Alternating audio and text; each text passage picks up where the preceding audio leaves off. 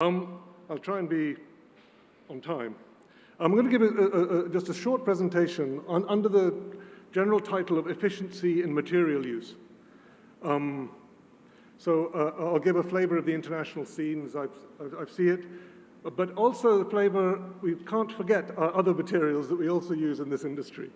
And we need to know about them as much as we need to know about steel.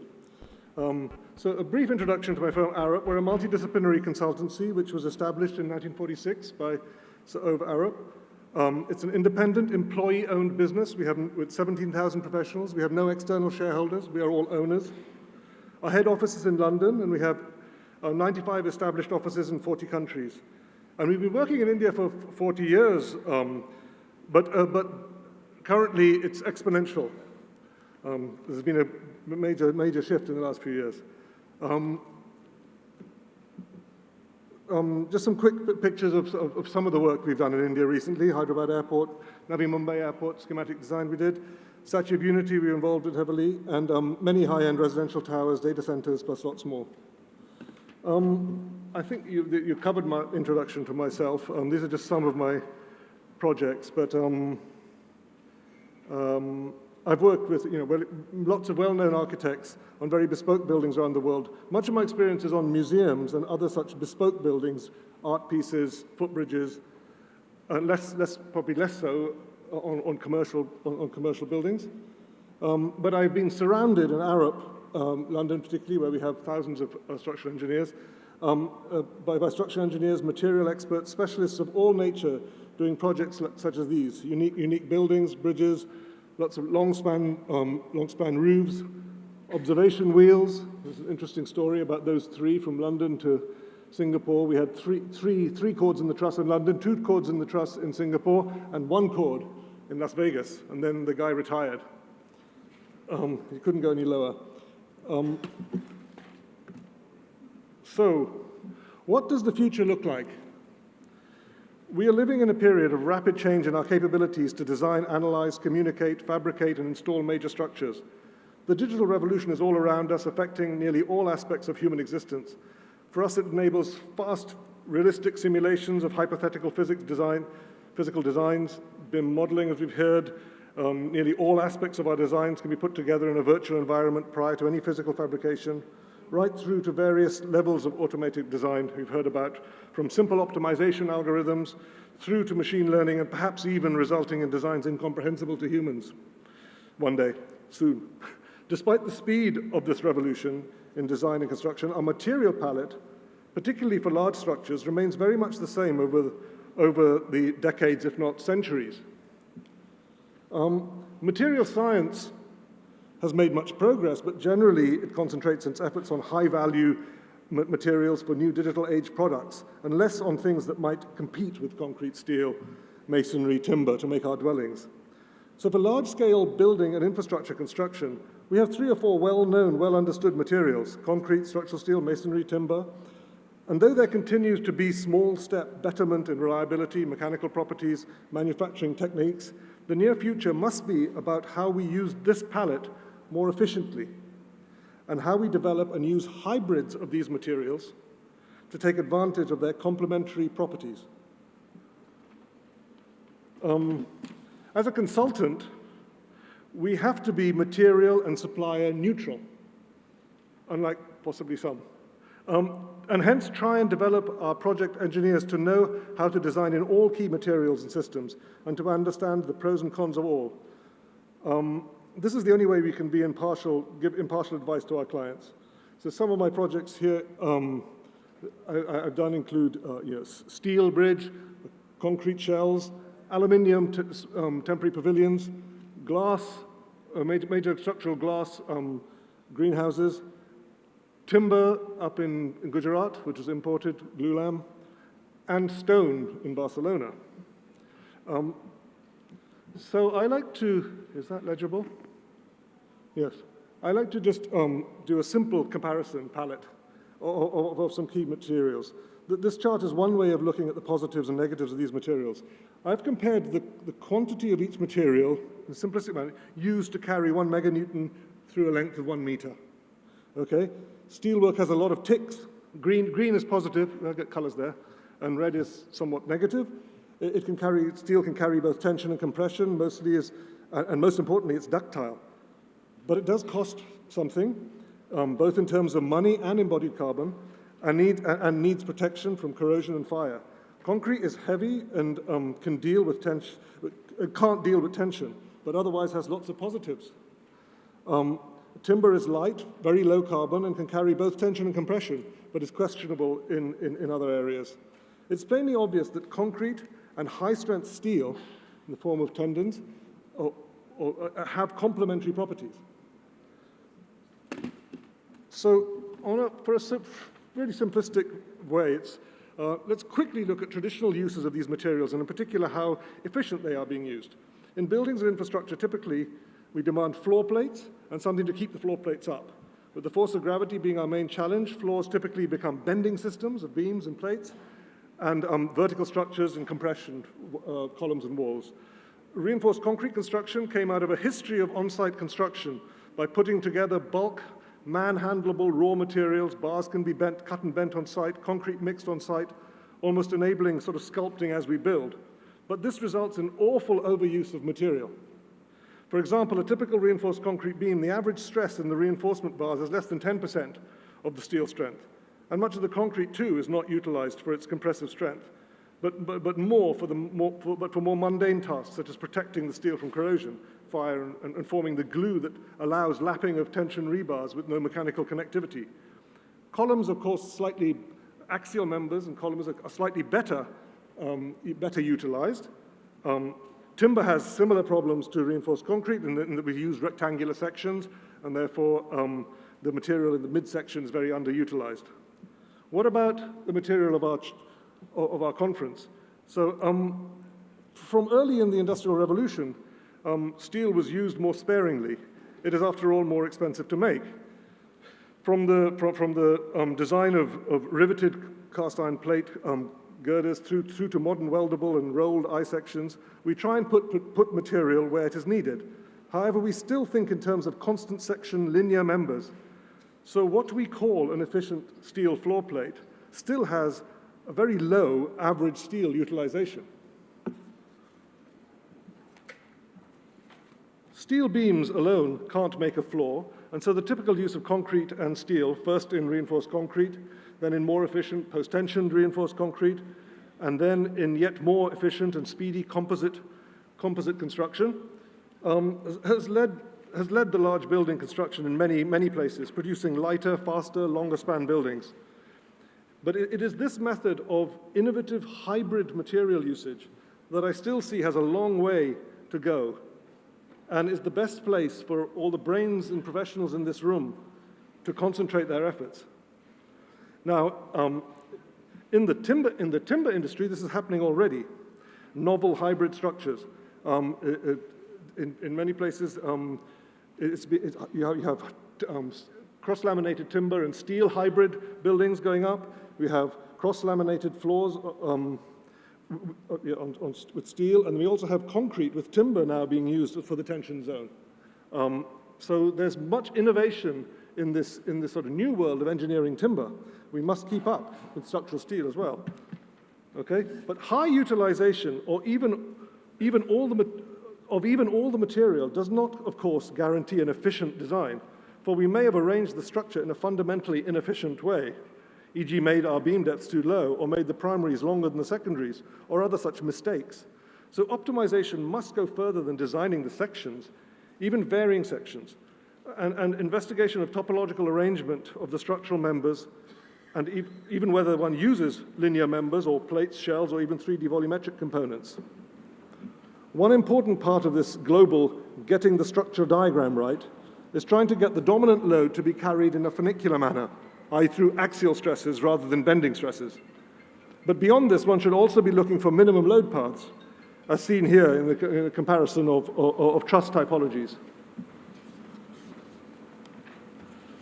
For unusual, if you like, super tall, slender structures where dynamic and more complex loading, performance criteria such as seismic design, comfort under footfall, wind-induced effects, it's important to involve and use specialists and specialist software, rather than rely on codes that were not intended for use for such structures. This first principles thinking can often bring large efficiency savings.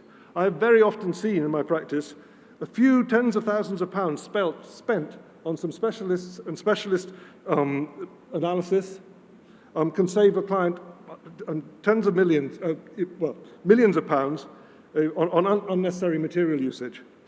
So let's not just think that the code can tell us how to do everything. Some quick examples that I've seen of new technologies in fabrication in my recent career.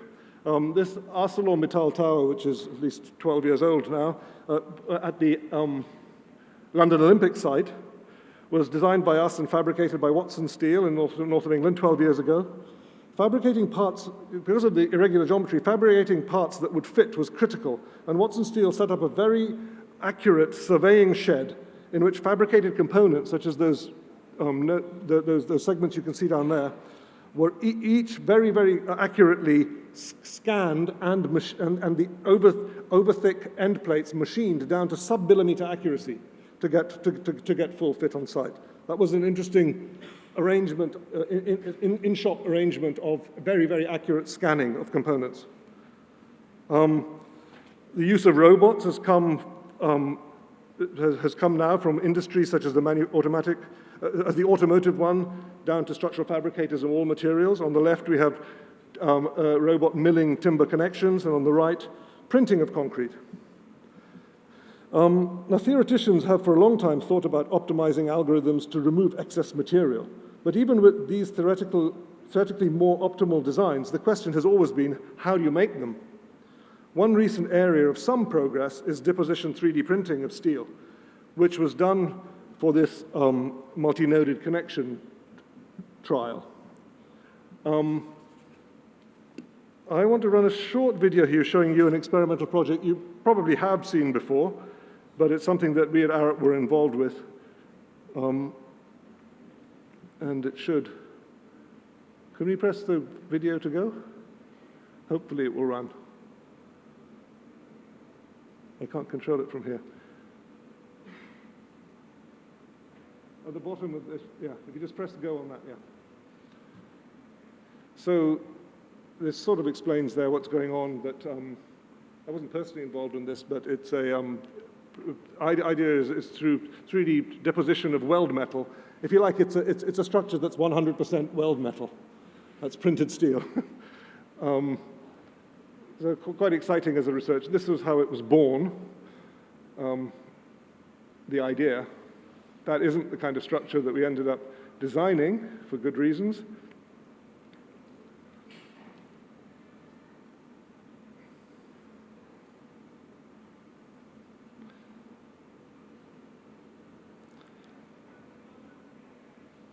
This was a partnership between Imperial College, Arup, and MX3D.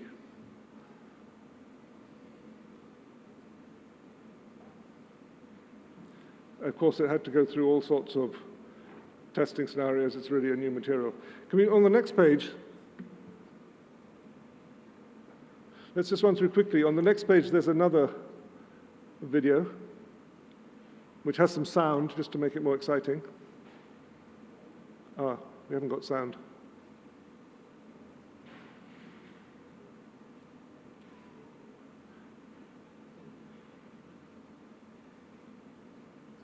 Oh, no, this is the same video again. Sorry, go to the next page. Let's stop this one.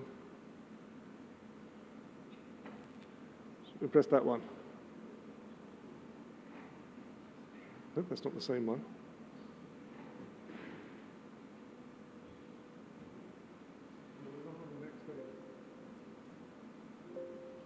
Do I need to control? Sorry about this. We can stop this and go to the next one. It's still playing the same one. Sorry. I tried. It doesn't advance. Okay. Press or go on that one as well. The bottom. Can we run that one? At the bottom of the page? bridge was done.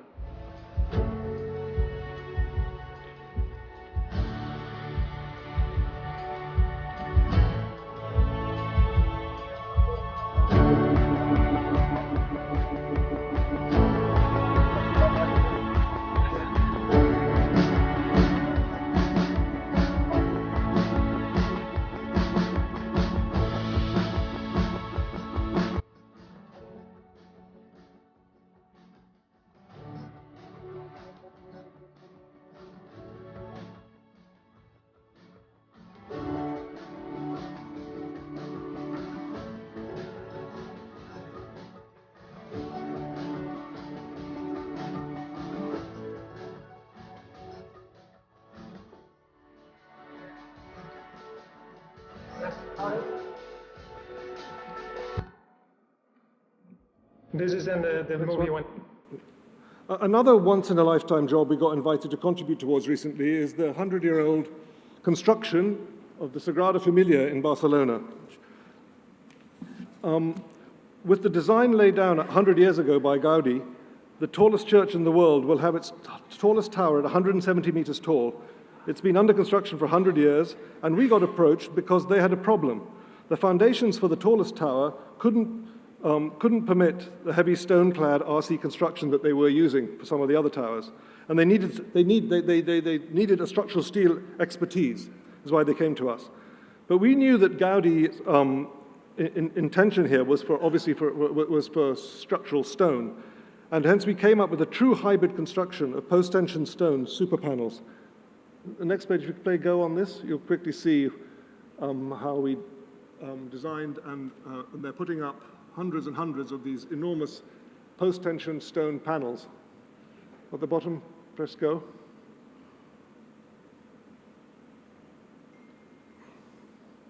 All right.